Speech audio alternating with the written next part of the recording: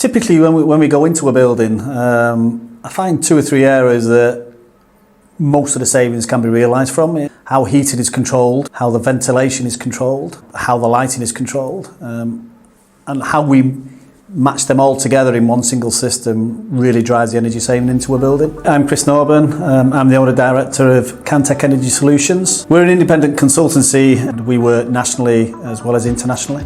Since COVID, buildings are now operated very much differently. There's a lot of hybrid working now, so our ethos is we need to get buildings controlled on when buildings are used, a demand-led sort of approach. So, a simple analogy of that is if there's no one in a room, we don't need to heat it, light it and ventilate it and air condition it. So we like to put a lot of demand-led controls on occupancy, on time and temperature controls into buildings, so energy is only used when it's required by the occupants.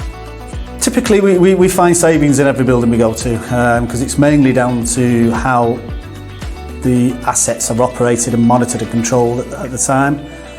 A lot of assets are set when they were handed over from commissioning and the design stage, but the use of a building changes over time, so you've got to keep proactively looking at that. So if we have to change schedules, we have to change temperature set points, we have to put some compensation in for outside influence, such as when it's warm outside, when it's cold outside, using free cooling and heating. So the buildings have constantly got to be monitored and assessed and continually adapt to what the current conditions are in that building, be it internal as well as external, and how they're used and how they're not used. So we feel strongly that we have to do that remote technology for that purpose.